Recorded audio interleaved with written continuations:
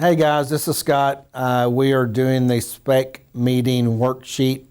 I'm going to explain to you guys how to fill out your worksheets during your Spec meeting. So if you will pan up to our screen, this will be on the link of this video shoot. We will have this on the link. You should already have it in your system, but if not, here it is. What is your client's name? Type in, we're just going to call our client Mr. Test. Your project information, we'll just put in a 123, mailing address. More than likely, who knows if they already have their project address in?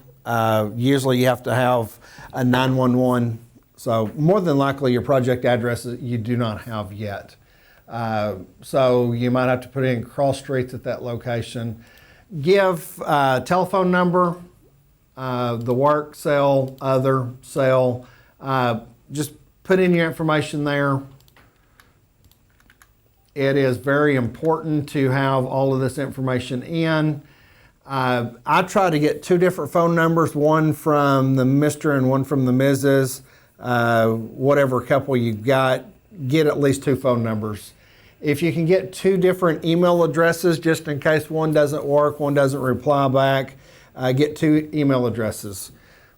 When I start off the Spec meeting, at the top of this page one, the very first page in their book, I always write down, this is already filled out at one time.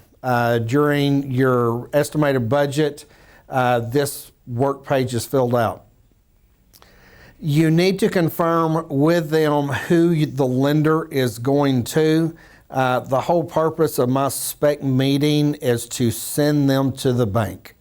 We're going to create a budget. The budget is going to be ready, approved, and sent to the bank with the customer's approval. So write down what bank the customer is using on this first sheet.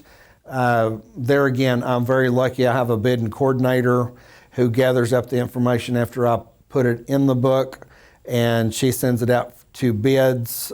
For bids, she sends the budget to whatever name I write down on here for the lender. So this is very important to get down two phone numbers, two email addresses, and write down the lender's information.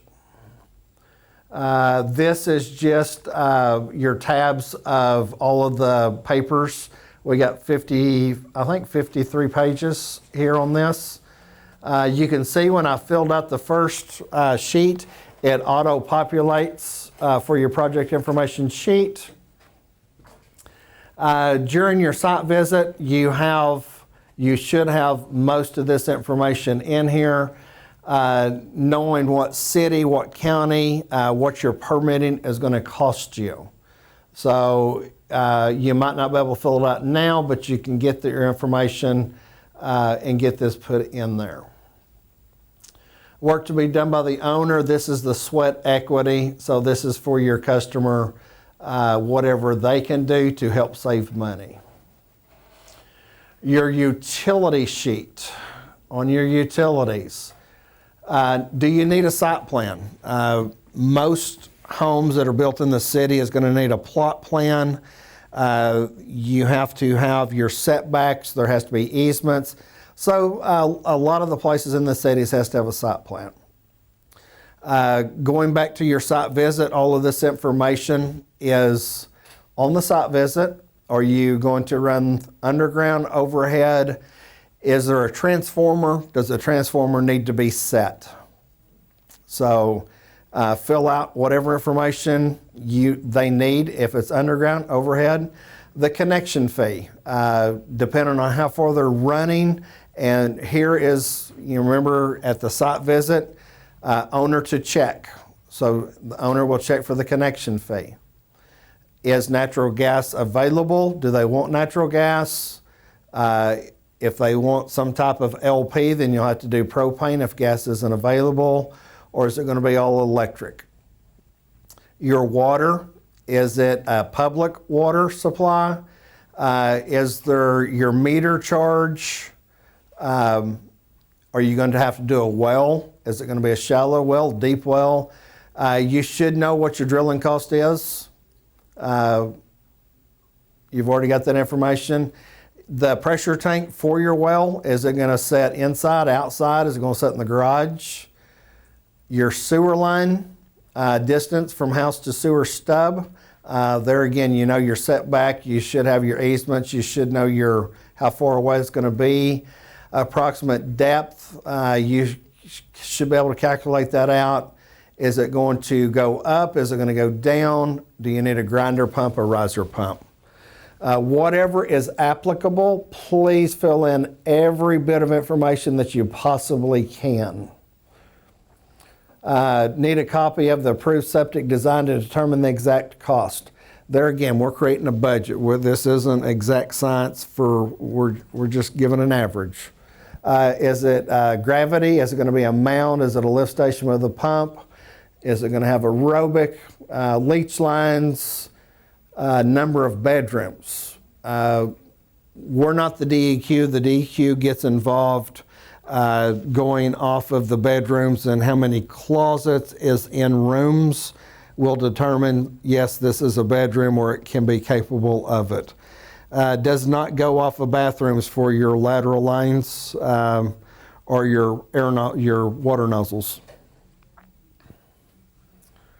Site work. There again, all of this information is on your site visit. So the first 4 pages of your site visit is very, very descriptive.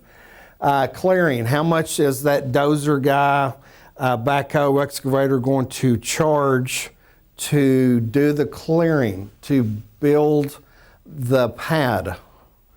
How much is going to have to be cut? How much is going to have to be brought in as fill?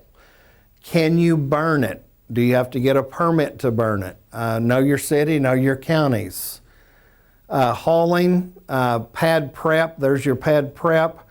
All of this information should be in a lump sum price of your, up here to put your dollar amount in.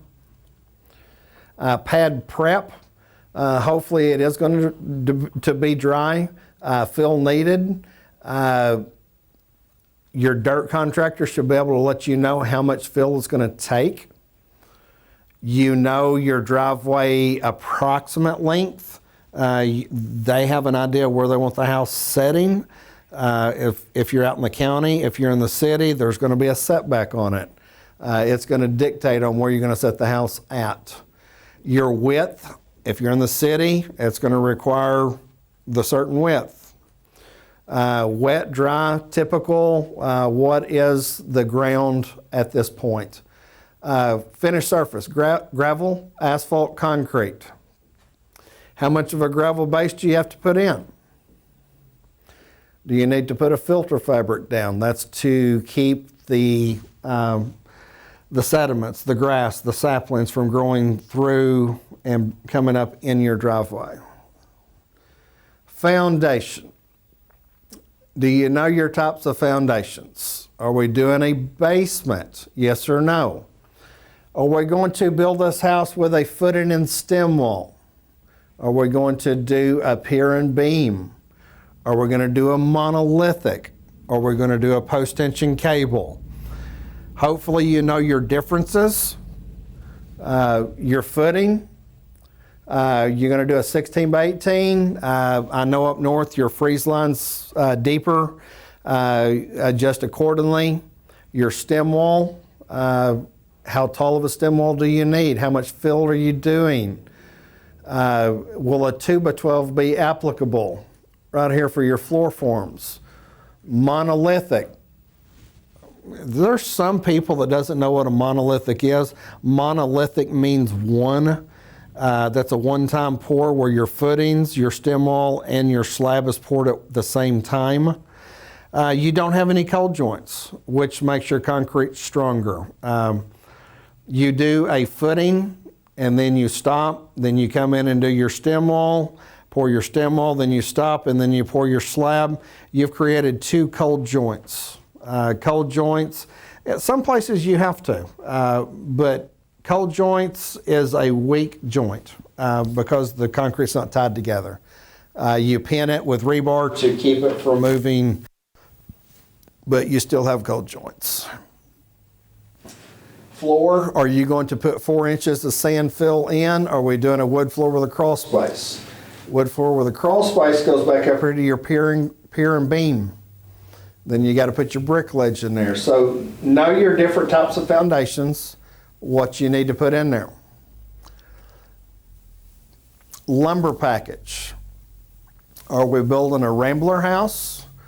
2-story, 3-story, split level, walkout basement? Are we doing an addition? So put whatever box is applicable, please check off on it. Hardware, please include the following circles items to add to the estimate. If you're building your bonus room, your second floor, you need glue. You need joist hangers for your I-joist, your whatever type of joist you're going to put in. Your truss clips, Visqueen, ply clips, hand drive nails, what type? Mud seal. Are you doing a mud seal? Pressure treated, are we doing exterior, 2x6, 2x4, other. Your garage exterior, 2x6, 2x4, other. Crawl space, going back to your pier and beam. Additional pony walls. When you get upstairs and you're doing basement, bonus room walls, pony walls, are you doing some type of a fancy cathedral and you've got a lookout? Do you need pony walls? First floor joist. Are you going to use dimensional lumber, which is your typical 2x12 yellow pine? Or are you going to do I-joist? I-joist, know your lumber. I-joist is straight, it's true. It lays a better floor. If you need to cut costs, use your dimensional lumber. If I-joist, brand preferred. You have your 3 different types of joists there. Typically, when your framer is awarded the job, your framer will do an actual lumber takeoff of the house. If I was going to frame a house, I would frame it different than Bob would frame a house. So whenever you hire your contractor, have them do a lumber takeoff, and they will have it engineered at the lumber yard that is your lowest cost. Subfloor sheathing, exterior walls. This is way ahead of the game, but when you look at this and you're doing the exterior walls, this is a good time to bring up spray foam. I know that in the estimated budget we talked about we was going to use spray foam. Are we still using spray foam? And the answer is yes. Then the economical choice would be to do 2x4 walls, 16 or 24 on center. Because of your R factor, you can get by with 2x4 walls. Interior walls, typically 2x4 walls. Exterior walls, exterior garage is 2x4 walls. Plumbing walls, 2x6s, yes, as needed. The plumber will dictate where his 3-inch pipes is coming up, where he needs to do a ventilation to get to the second floor. So plumbing walls is as needed, dictated by the plumber. First floor, check off. Are you doing hem or fir? Are you doing SPF? SPF is spruce, pine, or fir. Finger jointed. Are you doing metal studs? Are you doing southern yellow pine? SPF is the most economical. It's the easiest to use. Garage exterior, we doing 2x4, we doing 2x6. Well, how long is it? Are we doing a balloon framed or a raked walls? Plate stock. Headers per plan. We don't have headers per plan. We don't have engineering. This is where your lumber takeoff from your framer will dictate on what you're going to put in. Your wall sheathing. There again, 7/16 OSB OSB is Oriental Stranded Board. It is the most economical. Are you going to do house wrap? Are you going to do zip wall? So this determines your wall sheathing. There's several different options you can put in here, but the most feasible is your 7/16 OSB. You can put other in there. You can put Dens glass in there. You can put whatever you need to for the exterior, whatever the customer wants. You can put in that 1/4-inch fan foam, the fan fold. That will pass code. If you're trying to build an inexpensive house, type it in there. First floor, are you doing 8-foot plate height, 9-foot plate height, 10-foot plate height? Check it off. 8-foot, 9-foot, or 10-foot. Same thing on your second floor. Oklahoma City, I've never done a third floor. Garage exterior, we got 8-foot, 9-foot, or 10-foot plate height. That will determine what size you want. The less seams, the better off you are. Wall sheathing to overlap rim joist if possible, yes or no. Your stairs, how are you going to build your stairs? Are you going to build it out of your stringers, your jacks? You're going to cut your stairs out of a 2x12s. Tread's going to be 1 1/8 or 1 1/8 plywood. I personally like the OSB. Roof sheathing, most economical. There again is your 7/16 OSB. So you can use whichever one you prefer. I'm just trying to give you the most feasible one. Your roof overhang, 1x4, 1x6, 7/16 OSB.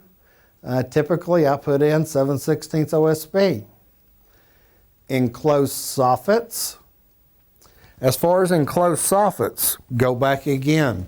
Your exterior walls are 2x4s. They've already said that they are doing spray foam.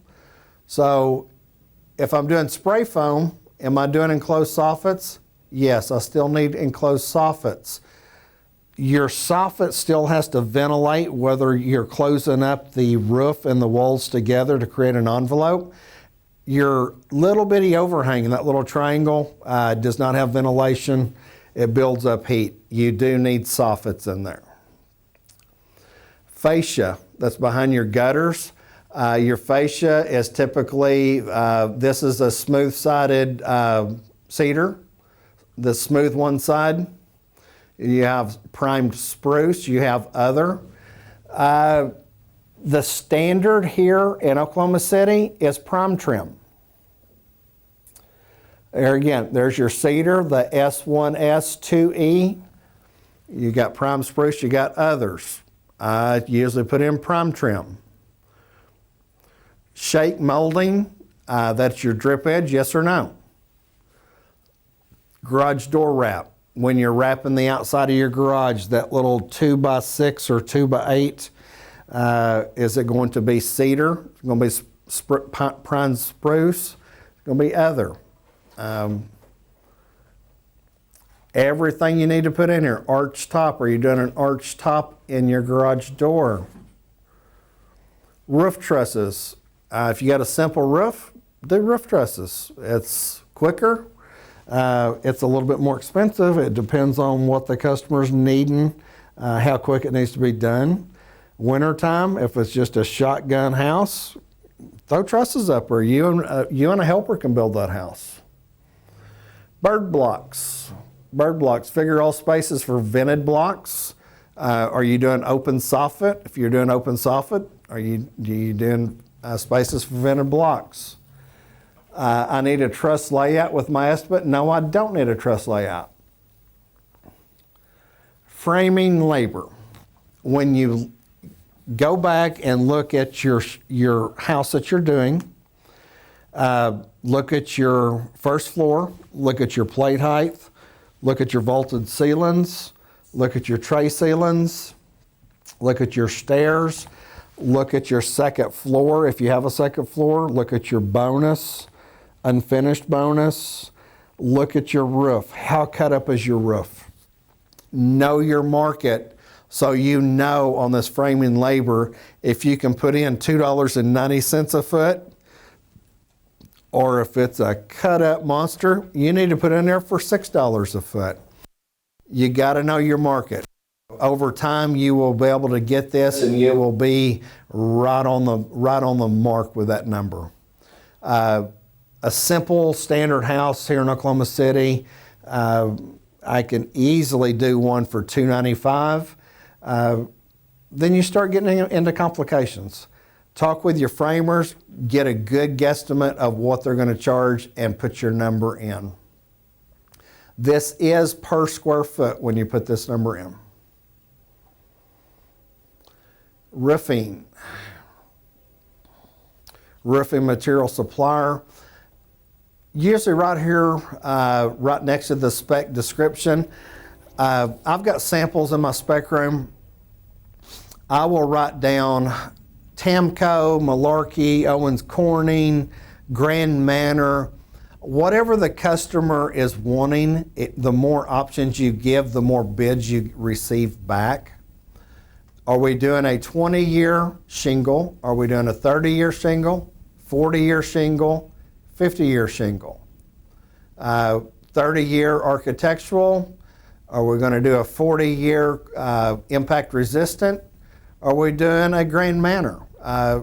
Write down and give them options. Write down your vendors, your suppliers, so we can get several bids back on that. Are we doing a torch down roof? Is it a hot mop? Is it a built-up roof? Are you doing wood? Are you doing shingle shakes, treated pine? Are you going to do a metal roof? Are you doing a standing seam roof, a shingle-style roof?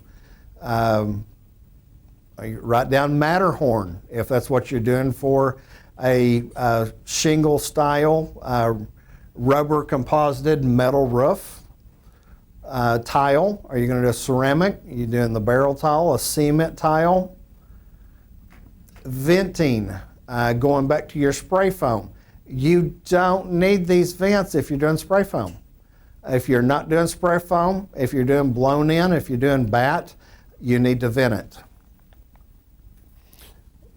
Special copper roof over bay window. Yes, no. Just figure it out. Write down your if your bay window's sticking out 2 foot and it's 8 foot wide, write down 2 foot out, 8 foot wide. It's an 8/12 pitch. Write that information down so we can get the proper bids back on it.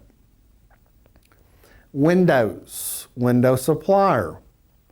All right, when you're walking through the windows, your 3 basic options is white, almond, or clay.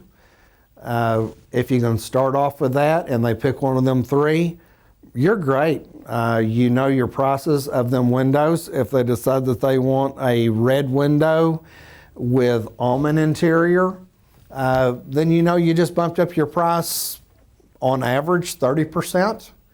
Are they doing aluminum? They doing wood? They doing extruded vinyl? They doing vinyl clad? If we're doing white, almond, or clay, we can get by with extruded vinyl. If you do a bronze extruded vinyl, then the vinyl has to be a better grade to absorb the heat so it doesn't warp, so it doesn't manipulate from the heat. Single hung, awning, horizontal sliders, casement. Here again, on the window supplier, write down your windows. If it's a plug-in window, if it's a earthwise window, Geldwin, Anderson, Pella, Marvin, write down as many window suppliers as you can so you can get several bids back on that. Scoot down here to your options. Are you going to put grids in it? Oh yeah, I won't spend 5 minutes sitting there talking about prairie grids, colonial grids, 2/2, 6/6. Guys, we're not ordering the windows right now. I just need the option. Are you doing the grids? Do you like the bars or the muttons in the windows or not? You can decide that at a later point. It's going to change your window prices a little bit. That's why I need to know if you want grids in there. Brick mold, different series of vinyl windows has brick mold on it. So add brick mold. Are you doing thermal break? Thermal break, I don't know, but in my opinion, thermal break is for your aluminum windows. Are you doing tinted glass? Are you doing insulated glass? Are you doing low E glass? It's going to be tough to get a window without insulated glass or low E. It's almost a standard now. Skylights, sky walls. If they're doing skylights, write down the size, write down what they're wanting. Just give a description of what they're needing so we can get it priced out. Sliding glass doors. Quantity, size, if you're doing a 6 foot wide, 8 foot tall, if you're doing a 16 foot wide, 10 foot tall, write it down. Write down the model number. If you don't know the model number, write down the supplier. You should have some literature sitting with you. In your literature, for instance, I would write down Four Seasons, or I'd write down one of our other companies. Glass blocks. Are we putting any glass blocks anywhere? Bathrooms. Are we doing pony walls? Glass blocks. Exterior doors. Usually you don't know your door supplier unless they've done their homework. Location. I always start off with my front door. On my front door, I've got a book in my office. It's probably got 10 pages of doors in it. I don't want to spend much time on this, but spend as much time as you have to. According to your spec sheet, when you're filling out your spec book on the computer, it is going to give you it's going to give you 50 cents a square foot for your front door. So if the house is 3,000 square foot, excuse me, I've got $1,500 for a front door.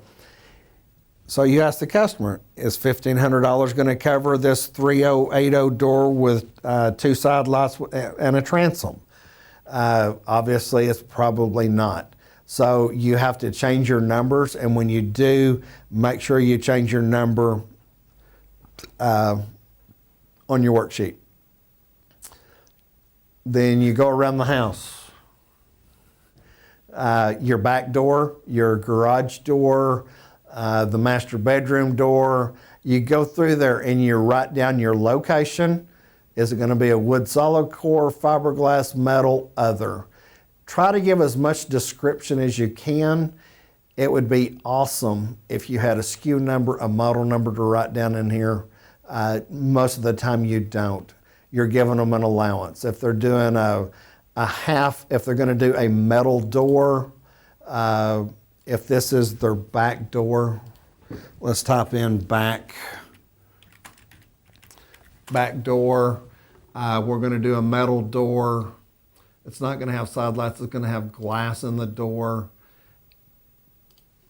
I will write down half glass with mini blinds.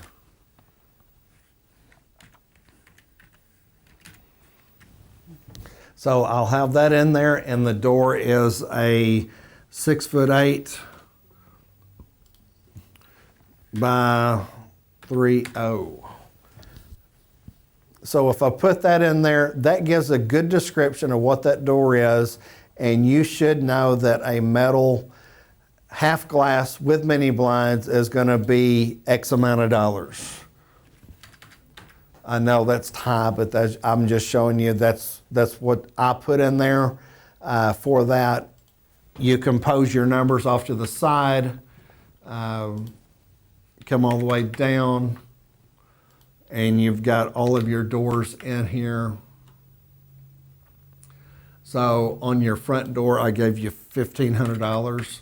On the front door, the line item on your exterior doors, your front door allowance when you're on your computer, you will actually put in the $1,500 or change that number.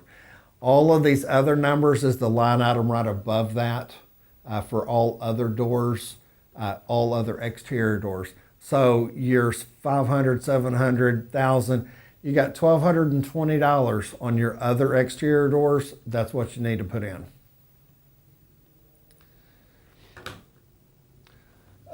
lock set style. If they know it, put it in there. Most of the time you're going to put a deadbolt, polished brass, antique brass. I'm not really worried about the finishes that they're wanting in there, but you do need to know if it's a low end, medium, or high end. You need to start coming up with pricing. Siding. What type of siding are we going to put on this house? We're going to do house wrap. I was doing spray foam. We're doing 7/16 OSB. We're not doing zip wall. I'm going to do house wrap. Cedar flush foundation vents. I'm pouring a slab. I don't think I need foundation vents. Okay? Use your noggin. Foundation vents, you're doing pier and beam. Gable vents, Are we doing spray foam? Well, this would be all for looks. A lot of people like looks. Put it in there. Flashing, I'll let the roofer decide on what flashing to put in there. I don't put any information in the flashing. Siding materials. What type of siding materials are we putting on there? Are we putting on hardy? Are we putting on cement board? We're putting on cedar. We're putting on aluminum, vinyl, steel. We're going to do clear cedar. We're going to do a shingle. We're going to do other. I usually do other, and I do LP smartboard. That's kind of the standard that's going on around here. So right here, I will put LP smartboard. The siding type and size, is it going to be beveled? Is it going to be tongue and grooved? Is it going to be channeled? Is it going to look like a T111? Is it going to be a lap siding? On the lap siding, is it going to be a 1x6? Is it going to be a 1x8? Write down all of the information you can in here. Once this is done, this is our Bible that we go by. This is the customer's information that they go by. Preferred brand, there again, I do LP smartboard. Corner trim, what are we doing on the corners? Is this just in the gable? Is the bottom house brick? If it's not, do we need to do corner trim? If we're doing siding around the whole sides, are we butting to it? Is it going to lap over? Is our corner trim going to go over the siding? Are you doing 1x6s? Are you doing 2x2s? Gather all the information you can. Windows, is it going to butt to it? Is your window trim going to go over it? You're going to do 2x3, 1x6, 5/4. The more information you put in there, the easier it is to bid this job out. Overhang, eaves. Is our overhangs open or closed? What type of materials? Are you going to paint it, stain it? Are you doing cedar? Are you going to do rough sawed fir? Are you going to do LP Smart Soffit? Write it down in here. Soffits, aluminum, vinyl, clad. Areas, there you go. Tongue and groove pine, aluminum, plywood, vinyl. We have to have all of this information filled out. It's so much easier to bid it. It's so much easier to build it. It's so much easier to hold a contractor liable for things. If it's not in here, we don't have the right information. We have to have the right information. Masonry or stucco. Masonry supplier. If the customer's on their tippy toes and they've done a great job, you can write down Acme brick and you can write down what brick that they've already picked out. More than likely they haven't. Tell them to drive around the neighborhood, write down the address, call up a brick company, and they should have it on record if that's their brick or not. That's the best way to pick out your brick colors. Are we doing a true stucco? We're doing a stucco flex. We're doing a drive it. We're doing brick, stone, cultured stone, other. I don't think I've ever checked on other, but anyway. Exterior finish. That's great if your designer has done a great job and you can actually check off that box that says per plan. Usually my plans has red lines all over them and I am telling the designer on what to do. So are we doing per plan, full height, wainscoting? other areas, special materials. Are we doing rock corners? Are we doing window sills in rock? Are we doing precast?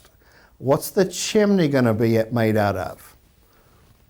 Arches, what are you doing with your arches? Are you doing rock? You doing brick? You're going to put cedar eyebrows above them? Overhang, soffits, description, fireplace. When the masonry bricklayer, he needs to know what you're doing. Are you going to do an insert? You're going to do a full-blown masonry fireplace? If you're doing that, we've got to go back to our foundation, and we have to put footings in underneath that full masonry fireplace. Are we doing a zero clearance? Zero clearance, actually, that's the whole purpose. It is a zero clearance. It's a lightweight. It's an easy alternative to come up with a makeshift, I call it a makeshift fireplace. Or you have an insert. An insert is very, very efficient. Are we doing a hearth? Are we doing a mantle? We're doing a simple mantle. We're doing a formal mantle. Are we going to go full height? Are we going to take the rock, the brick,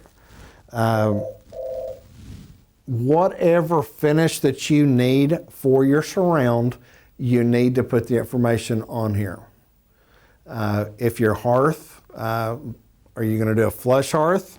You're going to do a raised hearth. Plumbing. Everybody needs plumbing, don't they?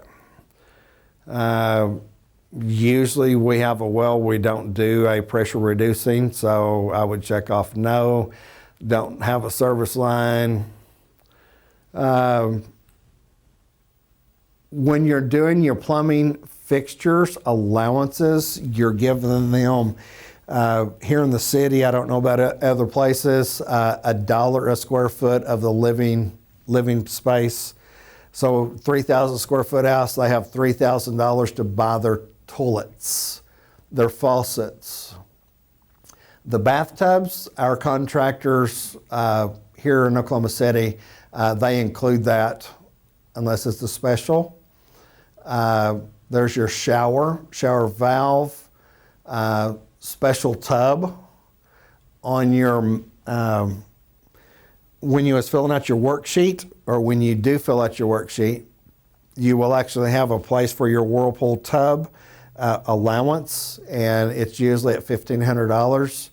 So is $1,500 an acceptable number? I say yes, no, raise it, lower it, write it down. Custom mud set pan. Most master bath. So right here we are in the master bath. Most of them do a custom mud set. We will get to that in another 20 pages. Special tub. Are we going to do a steel tub? We're doing a fiberglass tub. Are we doing a surround? Are we doing a fiberglass surround? Are we doing a ceramic tile? Are we doing a quartz, or whatever your heart desires? You have to gather up this information. Toilets, two-piece standard, one-piece low, standard grade, high grade, special grade. Your sinks, if they're doing granite or quartz, usually them suppliers will have sinks, usually at a cheaper cost than we can get because they buy so many of them. So fill out all of this information you can. I think there's about 4 pages of it. I'm still here, I'm just scrolling. Kitchen sink. You've given them an allowance, and walk them through their prints. You've given them $3,000 is the allowance, and they say that's too much, that's too low.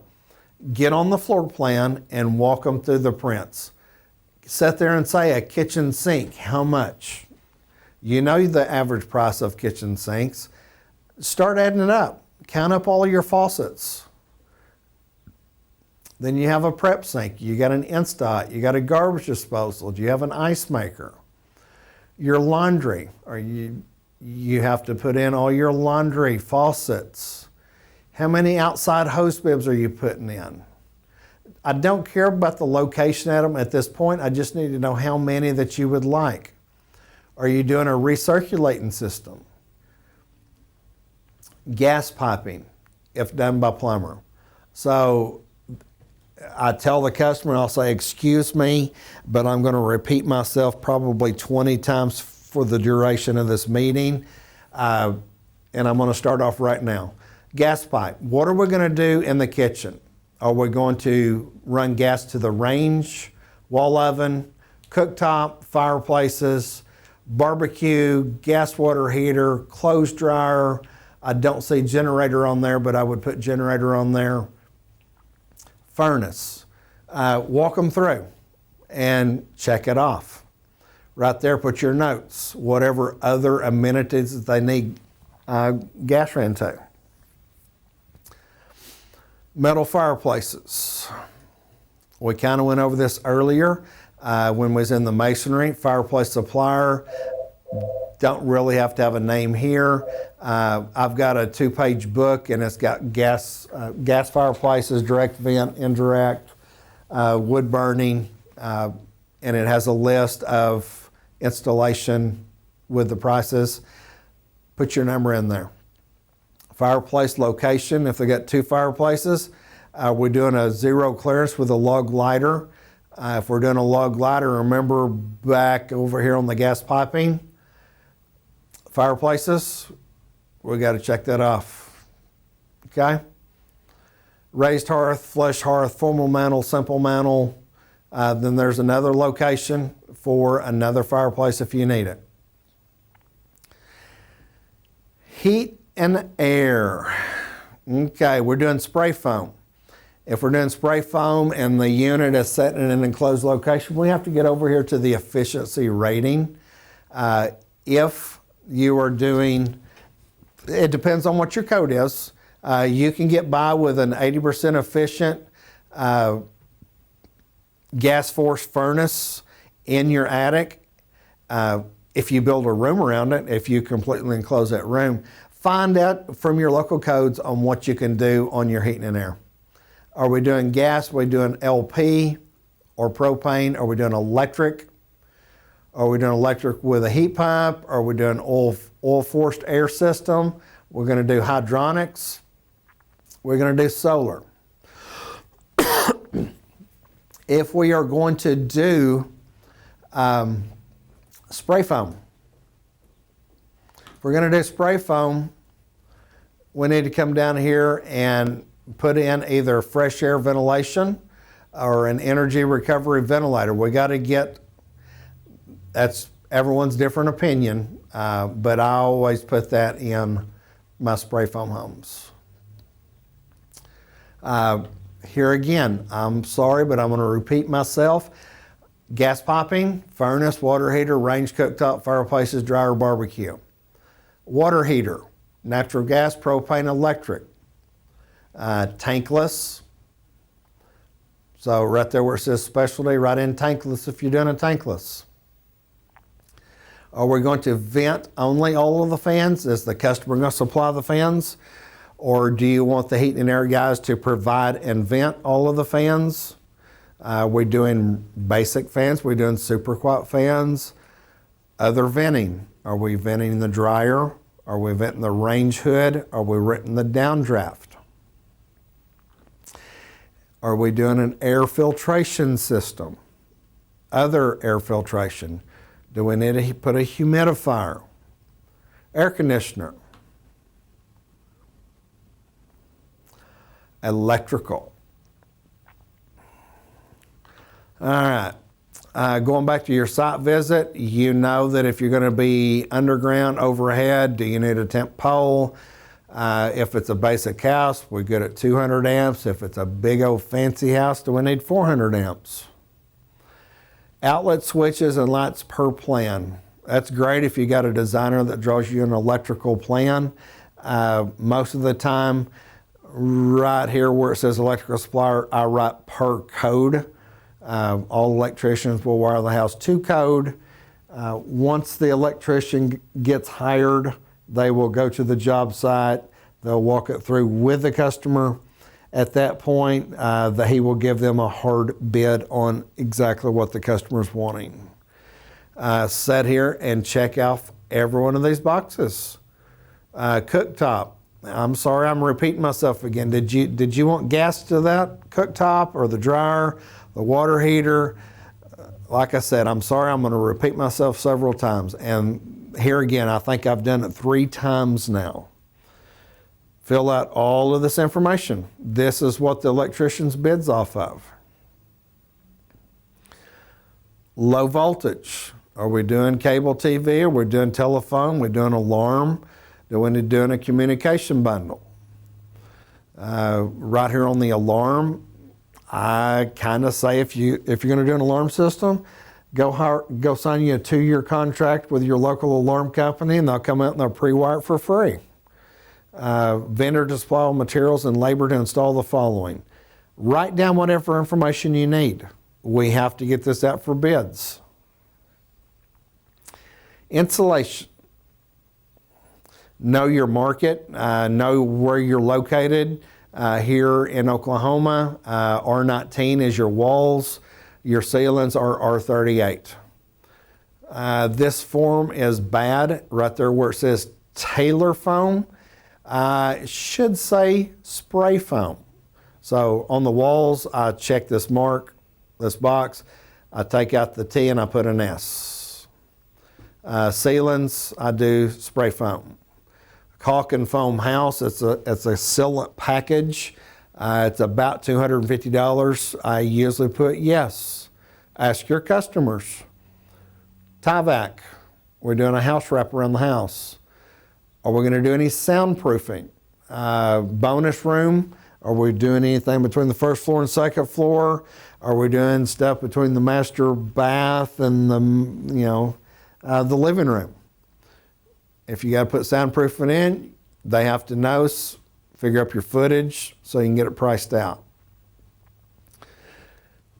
Drywall. Drywall thickness, most common is 1/2 inch. Wall texture, light texture, and I will actually write in hand texture. At this point, the customer, whenever they hire their drywall contractor, the contractor usually goes to the garage and will do 3 or 4 different samples and let the customer choose which one they want. So it's not blindsided when they go in there to their house. Ceiling texture, oh yeah, people love that popcorn texture. Window wrap, are we going to wrap the windows with sheetrock on all 4 sides? We're going to do 3 sides. We're going to do none. Are we going to do picture frame? On the window wraps, most common here in Oklahoma City is the 3 sides, your head and your 2 sides, and the bottom, your seal, is usually either wood, granite, some type of a solid surface. Are we going to do a vapor barrier? Are we doing round corners? Do they like the soft round corners? Garage full, rooms with wallpaper if you're hanging. The reason it's asking rooms with crown molding because I don't have to get up and finish out the corners as much. Garage doors, garage door supplier. Most of the time the designer's got this correct. Per plan, yes. Style, flush recessed raised panel with glass panel. Steel insulated raised panel is the most ones that I usually put in.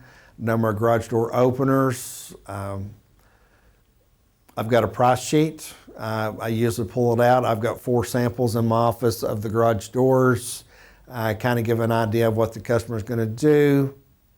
So it's easy to come up with your pricing on this. Will a low headroom kit be needed? A low headroom kit to be determined. Interior paint. A lot of these customers say, yeah, I'm going to paint it myself. Okay, so you're going to paint your cabinets? No, we're not going to paint our cabinets. What about your trim? No, I just want to paint the walls. I'll let the contractor come in and paint the cathedral ceiling, paint my trim and my doors and my cabinets. Guys, you're really not saving much money because you're taking the gravy work from them. Ceiling walls all one color, yes or no? Most homes don't do one color. Walls, ceilings, we're going to paint the doors, we're going to stain and finish, or are they all pre-finished? Doors, millwork, windows, stairwell, cabinets, are they going to be factory finished or are they going to be painted on site or stained on site? I'm really not concerned with the colors here. They got plenty of time to pick them out. Exterior painting. Latex paints come a long ways. Latex, number of coats, 2. If they're going to do oil-based paint, are they doing a stain, a solid? Are they going to do a transparent stain? Your overhangs, painted. Are you going to seal it? Or are you going to stain it? If you're doing cedar, if you're doing rough sawed fir, stain it, put a sealer over it. If you're painting it, use some cheaper boards. Use your smart board. Trim, fascia, barge, corner board, stained, painted. Windows, stained or painted. Garage doors, painted, stained. Types of decking. We're going to solid, semi-transparent. This is waterproof sealant. Right in other. Gutters. Pretty easy to sell gutters because it does protect your footings. Most cases I check off material, aluminum. A couple of times I get to check off copper. Color, I'm not really that picky on yet. I don't care what the color is. Are we doing a 5-inch? Are we doing a 6-inch? We're doing a 7-inch gutter. Downspout, 2x3, 4-inch, 4x5, 3x4. When the gutter guy comes out and he sees how much roof you've got up there, what your pitch is, how far the downspouts are coming down, he will determine this information for you. Okay, we are on exterior decks. I'm not going to say usually. 80% of the time, I usually put a line through this page because I don't have an exterior deck. If I've got a balcony, I might have to put a balcony on here. Okay, rail type, 2x2s, 4x4 post, 2x2, 2x6 top rail, glass, aluminum, wrought iron, other. Cabinets. Over in my room, I've got several different designs of cabinets. Are we going to do shop built? We're going to do site built, or we're going to do factory finish. Talk them through the different stages of all 3 different samples. Explain the pros and cons of each application. At that point, they've usually picked out they're kind of what they're wanting. They usually have a picture. Is it a raised panel, routed? Does it have a face frame? Is it a recessed panel? Is it a raised panel arch top? Is it a frameless? Is it a flush door? Custom panels needed for built-ins for your refrigerators. Hinges, standard, self-closing, hidden, knife, European, other. No knobs or handles, that'd be great. Routed finger pulls, metal, porcelain, wood. Extras, you got to have drawer glides. What type of drawer glides do you want? Plywood boxes, dovetail drawer construction. You're getting a little pricey over here on this one. That's okay. It's all about the customer. After I fill up my kitchen, your butler pantry should be very close to what you just did in your kitchen. So I will write same as kitchen and usually leave this blank. If there's a difference, you gotta fill it out. Master bath, bathroom 1, bathroom 2, bathroom 3. Sometimes I will come over where it says bathroom 3, I'll put an X through it, and I write in whatever room I need to. Alter this where whatever you need to do to make it fit. That's a generic form. You might not have a powder room. Put a line through it. You do not leave a page without something wrote on it or a line crossed through it. They can say, oh, Scott left today, he forgot about that. He didn't put anything down in there. And no, I did put something there. I put a line through it or I wrote down what they wanted. So always put something on every page. Countertops. Most customers already kind of know what they're wanting. 2 centimeter, 3 centimeter quartz. Customer I met with 2 days ago, they want a level 5 quartz. Then they want concrete countertops. They want a concrete sink. You got to fill out everything that they want in the kitchen. Are we going to do plastic laminate? We're going to do Corian or equal. We're going to do granite, ceramic tile, other. That where it says other, write in concrete. Backsplash. On the kitchen backsplash, I usually mark through this. I put an other because most kitchen backsplashes are a ceramic tile design, and I do not want a granite or a concrete backsplash. Your edging depends on what you're wanting, what the customer wants. Butler pantry, granite slab, I'm just saying a typical, and then I do a 4-inch typical. Whenever you do a backsplash, you have to count every 3 linear foot as 1 square foot of whatever material. Master bath, same thing. You've got all of these pages here, you have to fill out. Do not leave a page unmarked.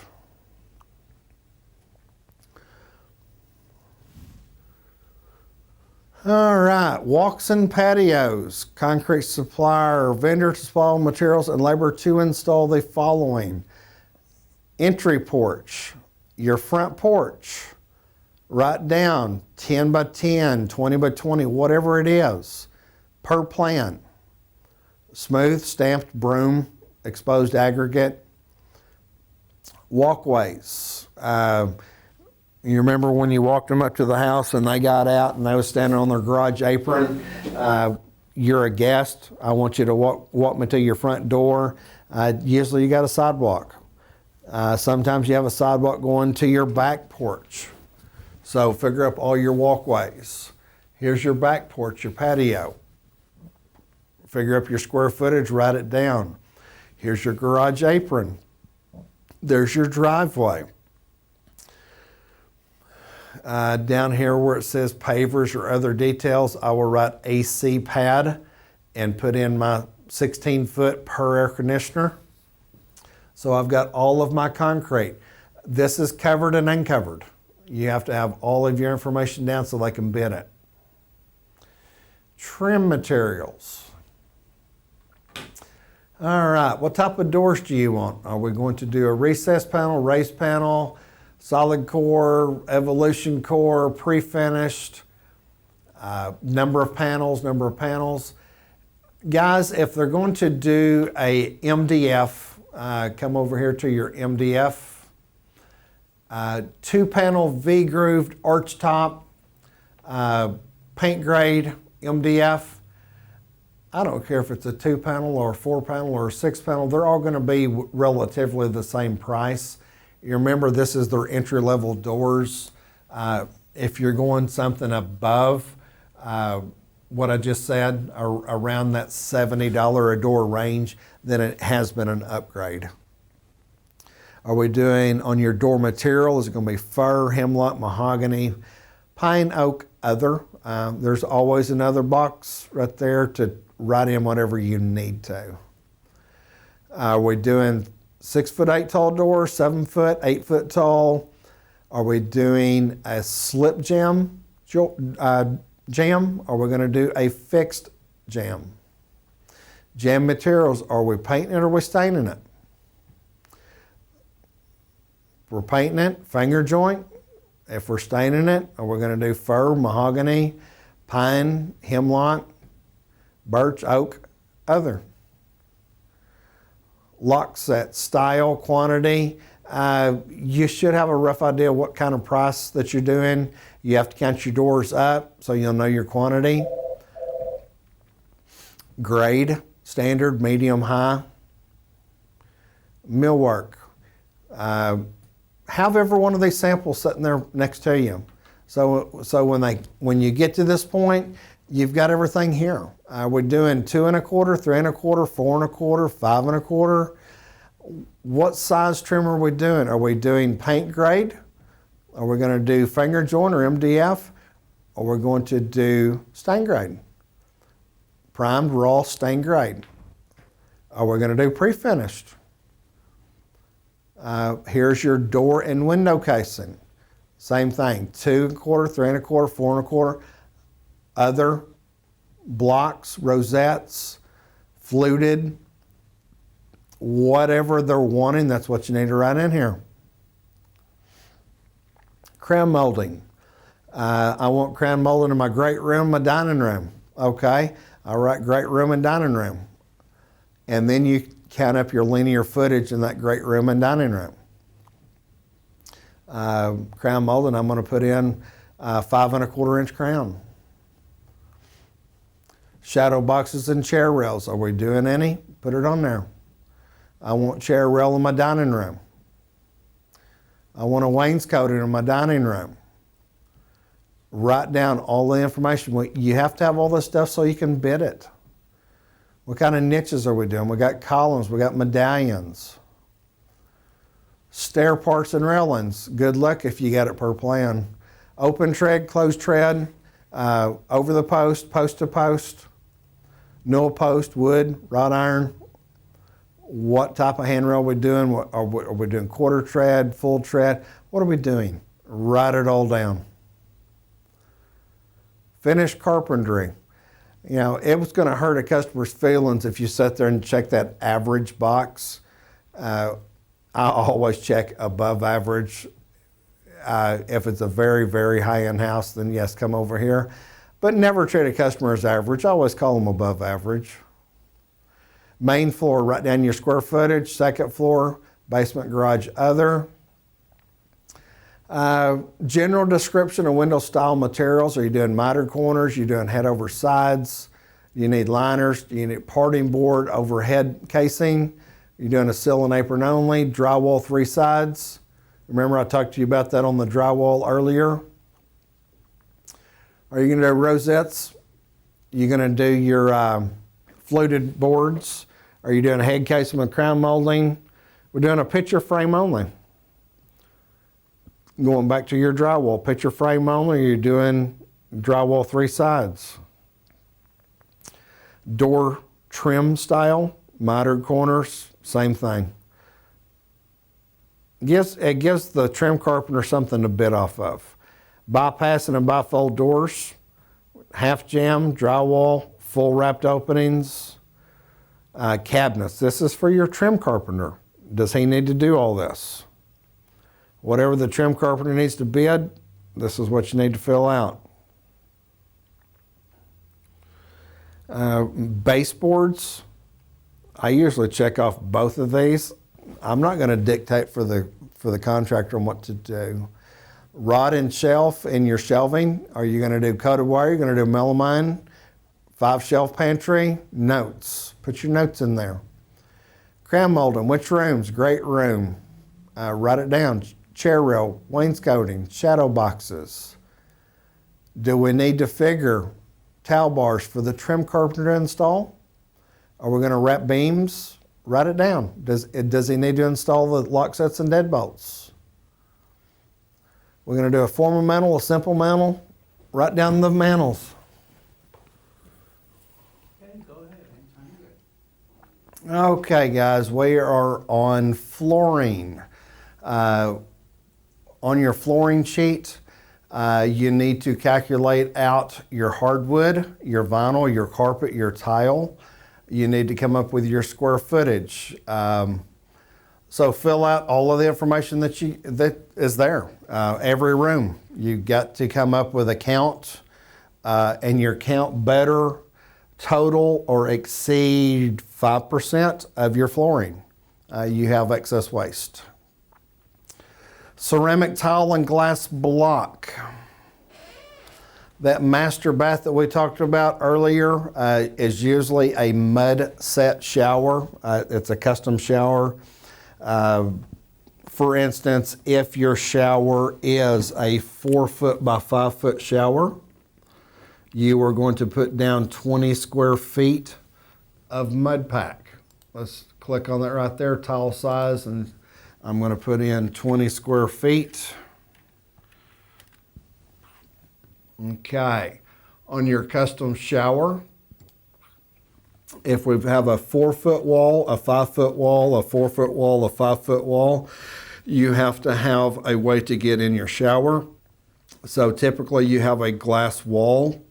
So we'll do 4, 4, and 5 would be 13, and we're going to go up 7 foot tall.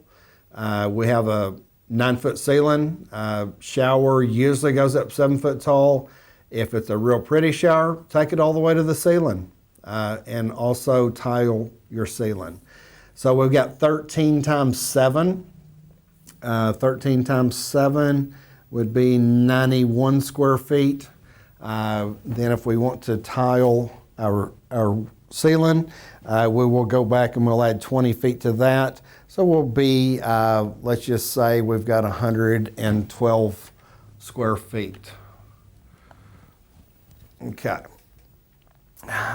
Bathroom 1 was talking about a steel bathtub. So we will do a tub shower, and they wanted to do a tile surround. To do a tile surround, you typically have 3 foot, 5 foot, and 3 foot. Your bathtub's 5 foot long, your wall's 3 foot wide. So you do 3 plus 5 plus 3. We're going to go up 5 foot tall because that will end up at 7 foot because you're on top of your bathtub. So you have 55 square feet of tile. So you would put in 55 square feet.